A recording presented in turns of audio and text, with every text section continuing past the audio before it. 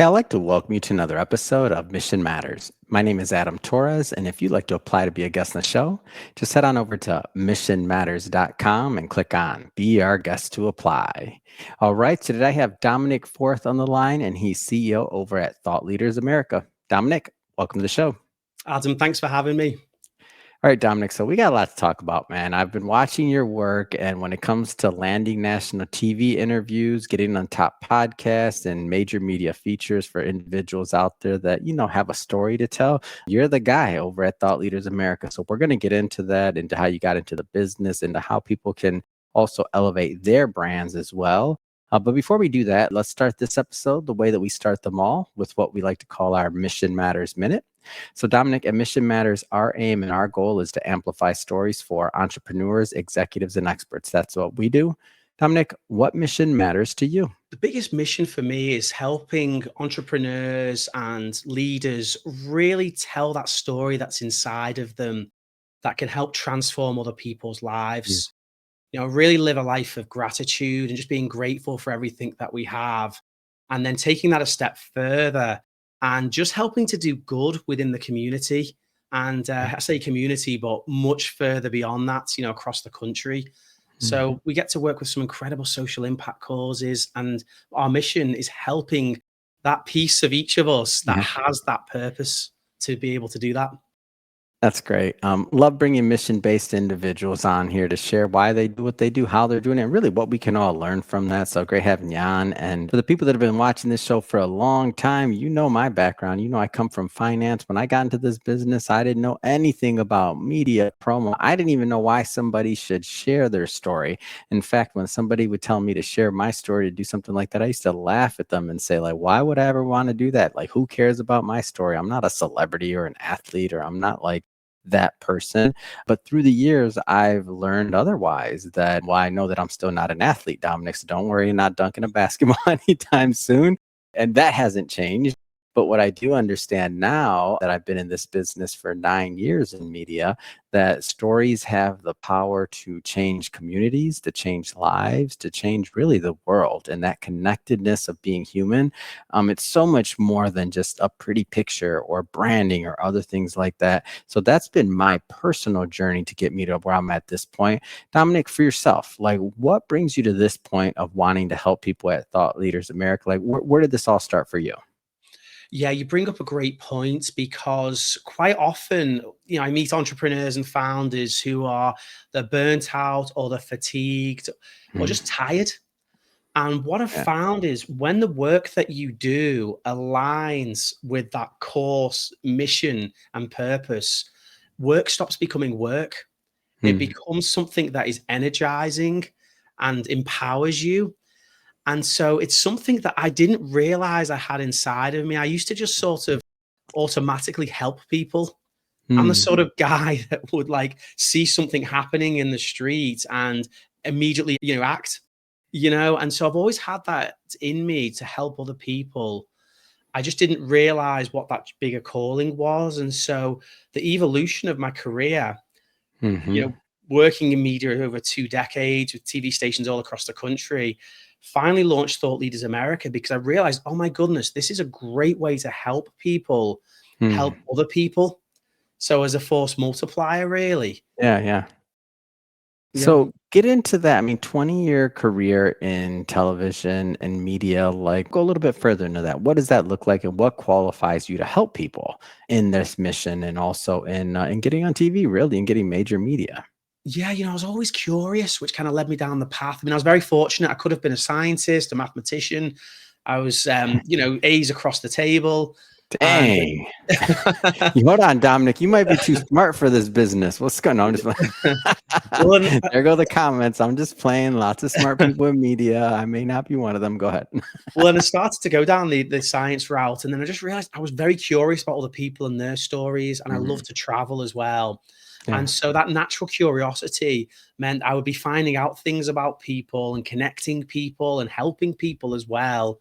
And Mhm. so for many years, I was helping businesses leverage media, the audiences, and generating, not to toot my own horn, but like tens of millions of dollars, if not hundreds of millions of dollars over Mm. my career.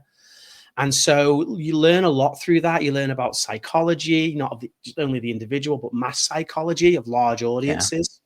Advertising on a local news spot's a lot different than advertising in the World Series or the Super Bowl. Mhm. And I've done both.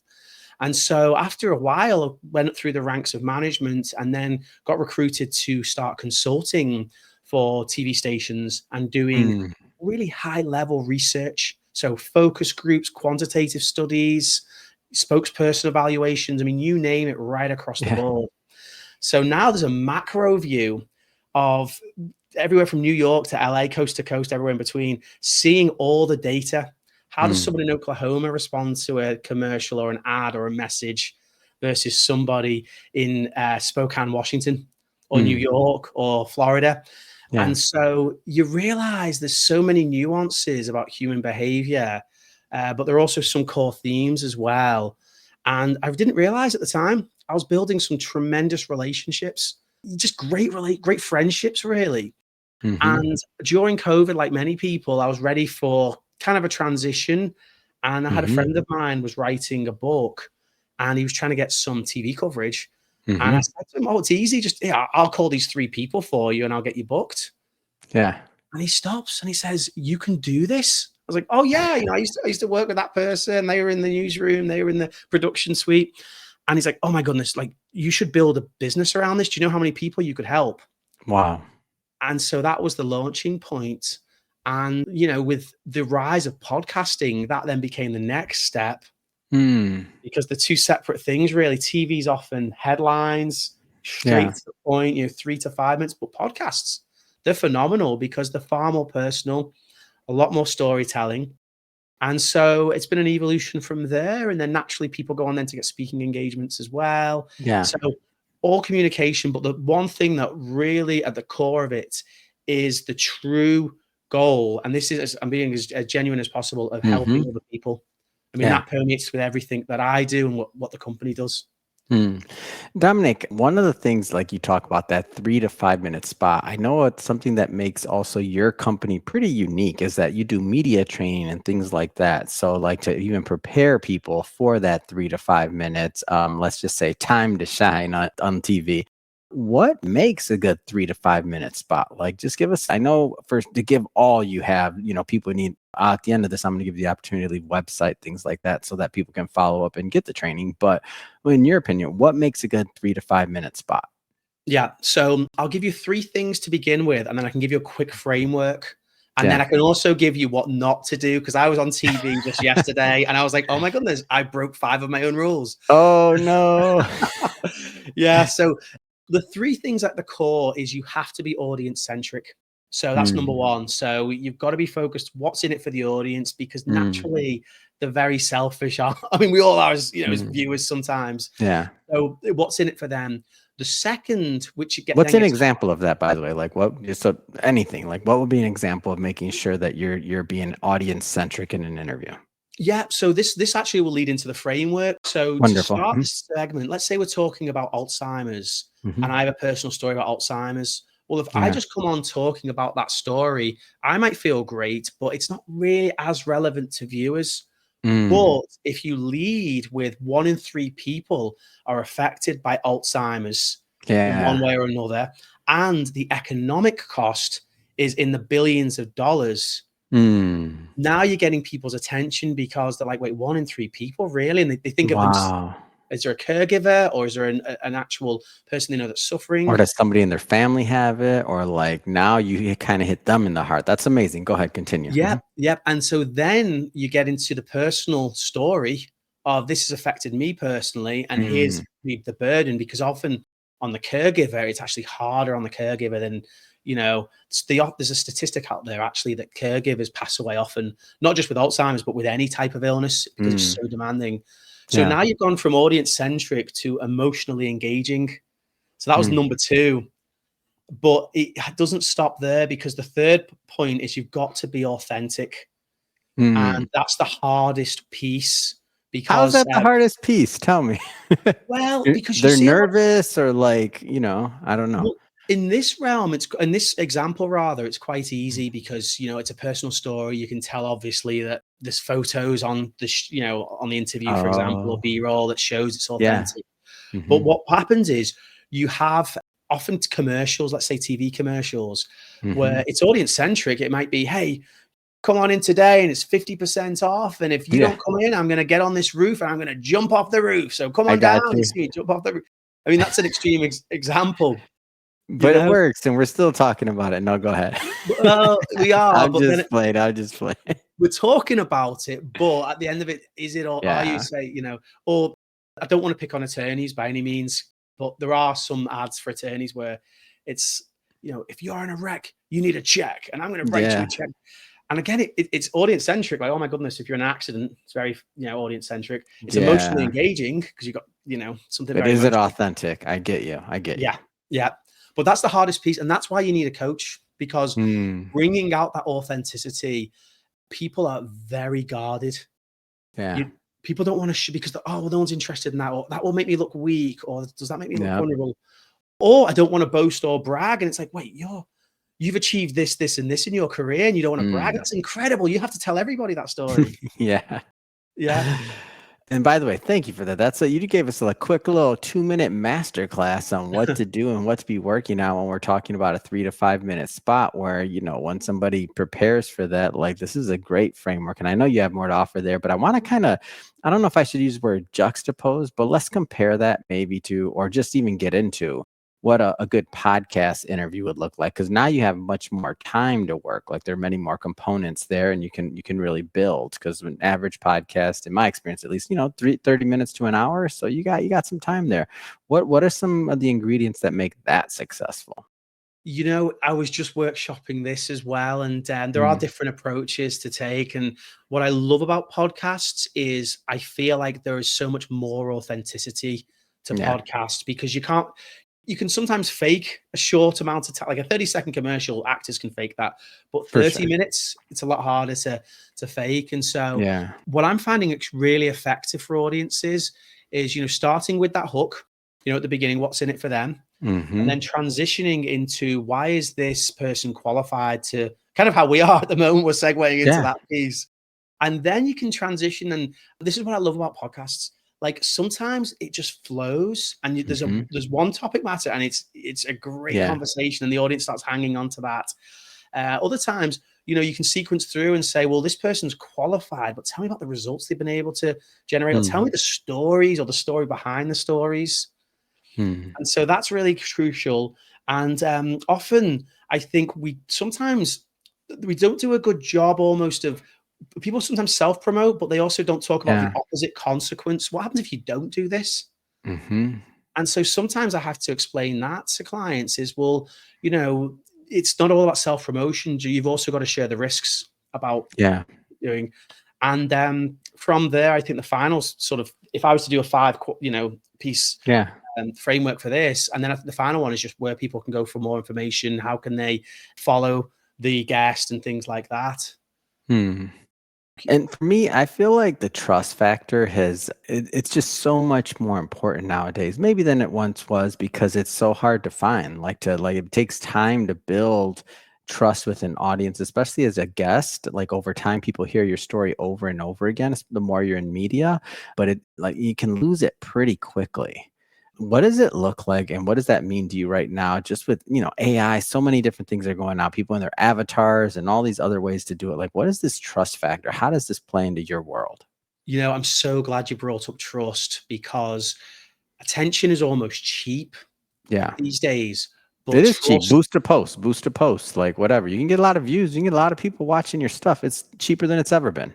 yeah, people are chasing views, they're chasing clicks, but trust is Mm, priceless. yeah. And to your point, it's extremely valuable. And with AI, as you mentioned, it's so difficult because you have deep fakes. You've got a Hmm. lot of content just being misrepresented or being really just blasted out as well. Hmm. And so that's why I feel that TV is a really nice way to build trust because you've got gatekeepers built in. Hmm. Same with podcasts, looking for credible hosts like yourself we know you've done your research, you've vetted the person, you know that the claims they're going to make are legitimate. And so trust is such an important currency. And audiences are reacting to that as well. Yeah. Audience want relationships where, you know, the host or the interviewee can be, they're speaking from the heart. Hmm. There's a genuine connection there. And the goal is really by building that trust, you can build a whole group that's not only just fans or customers or clients, but really ambassadors Mm, for you and your brand. I mean, that's how powerful TV and podcasts for are. sure. Hmm. Yeah. Yeah. And I guess in tandem, let's talk about thought leadership, because trust and thought leadership, I would say they're kind of going in tandem nowadays. Like without, and this is my opinion, without a certain amount of thought leadership, whether it's having a book out there, whether it's having a TV spot, whether it's having some podcast interviews out there, it's almost hard to call yourself up to date when it comes to doing business in this day of AI and otherwise, like not being on social media, not being able to be found on Google, or when somebody puts your name into Chat GPT, if you're a ghost, kind of shows that you're out of tune. That is a type of personal brand. It's called out of tune with the present world. And sometimes people don't want to do business with that. Depends. Now I know there's cases on that when people that would argue the opposite, which could be true, but overall, if you're a business owner, if you're the head of a company, like you got to get with it and do. And it doesn't have to be being on a show like this or doing a lot of like, I think influencer work, if you will, but like thought leadership and being an influencer, two different things. There might be some overlap, but very different. Yeah. It's almost expected now that people have an Hmm. online digital presence. I saw research recently where people are spending anywhere from 8 to 10 hours with a brand or with a personal brand before they're even making a purchasing decision. It's really increased dramatically, and it's hard. I totally get it for a lot of leaders because you're running the business, but it's one of the most critical components to growing the business because the Hmm. way the audiences are reacting is they expect to see some form of digital presence. They want to get to know you Yeah. before they even reach out and fill out a contact us form or request a call. Yeah. And so the other piece as well is what's happening with AI is a huge shift. So you have Hmm. AI today, this blew my mind. It is identifying problems that humans don't even know exist yet. And Mm. AI is solving those problems before a human even touches it. Hmm. And so what's going to happen is almost an existential challenge or crisis for a lot of people because suddenly their day-to-day work is going to become almost completed for them. Hmm. They're gonna be comfortable. It's gonna be to a point where they, financially, they're fine, they're okay, Yeah. but now they're gonna be very unfulfilled because the Mhm. day-to-day so what's the purpose? What's the meaning of life almost for this Mhm. person? Yeah.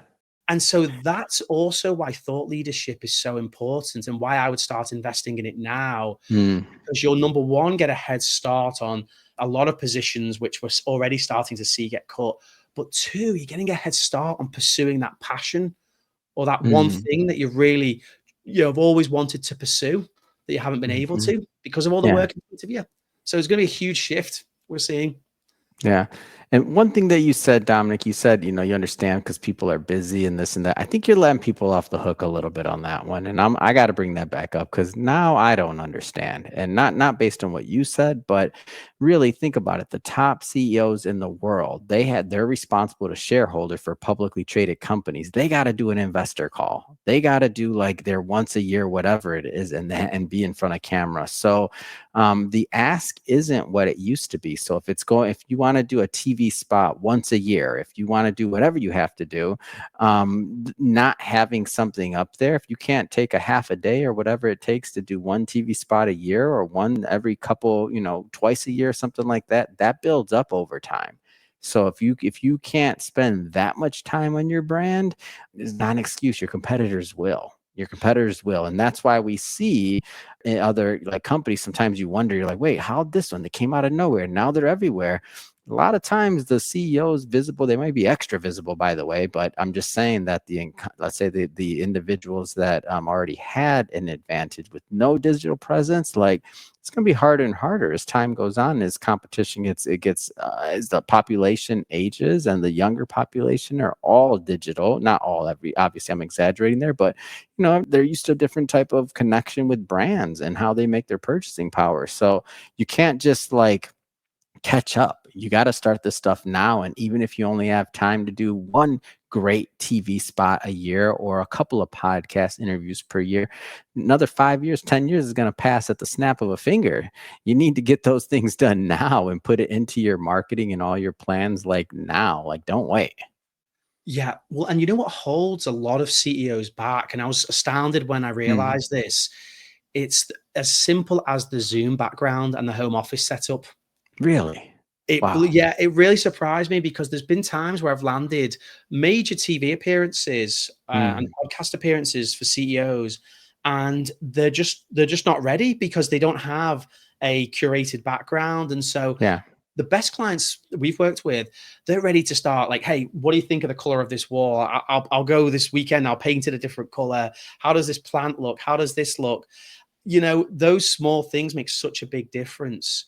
But that's again comes down to having a really good coach in your corner who Yeah. can say, hey, move the camera this way, let's adjust lighting that way.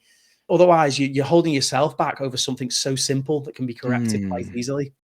Oh, that's interesting. Yeah, get that done. If you're watching this and that's what's holding you back, yeah, get a coach, get it done. That's the least of very low barrier of entry to make sure that you're building that digital footprint. Yeah. No. The other piece as well, Adam, is knowing what to talk about. And I know that Mm. sounds like an unusual thing to say for some of the No, most that talented. sounds logical. I thought that would Okay. have been the reason. Maybe fear, maybe something else. I can dig that. Like that I understand. Backgrounds, I don't understand. Get that together. But go ahead, continue. No, and that's why again having a coach is so important because Yeah. you want someone to bounce ideas off, or better still, advocating on your behalf, Mm. coming up with ideas, tracking the news daily, looking for connections between what's Yeah. happening now and the company. And I mean, the news cycle, you've seen how quickly it changes. I mean, there's Oh yeah. opportunities every day to be in front, and plus with the number of TV stations across the country, I mean, Hmm. there's opportunities every day. It's wonderful. Well, Dominic, I'll tell you, man, this has been great having you on the show today and learning more about what you're doing. What's next? I mean, what's next for you? What's next for Thought Leaders America? Yeah, it's funny because at the start of this year, I realized I need to start practicing more of what I preach. And so, as I'm talking Yeah. about examples of other people on TV, I'm actually going on a media tour myself, really excited about it. And then Thought Leaders America, we're expanding. We're expanding just as rapidly as the number of podcasts all over the country are expanding. Mm. Our goal is to launch 2 new concept podcasts. So they'll be coming out towards the back end of this year. And Yeah. and then transitioning into more events next year. We have a lot of clients that go to events and we support them Hmm. there. And that's a big focus of ours, is giving them even more support as we go into Yeah. 2026. Yep. That's amazing. Well, Yep. Dominic, again, thank you for coming on the show today. How do people follow up? How do they connect? How do they land their national TV spot with you? Yeah. Well, you can connect with me anytime on LinkedIn, Dominic Forth, and our website for Thought Leaders America. Super simple. It's just thoughtleadersamerica.com. And that's all one word, thoughtleadersamerica.com. Fantastic. And for everybody watching, just so you know, we'll definitely put some links in the show notes so you can just click on the links and head right on over. And speaking of the audience, if this is your first time with Mission Matters and you haven't done it yet, hit that subscribe or follow button. This is a daily show. Each and every day, we're bringing you new content, new ideas, and hopefully new inspiration to help you along the way on your journey as well. So, again, hit that subscribe or follow button. And Dominic, thanks again for coming on. Yeah. Great to see you, Adam.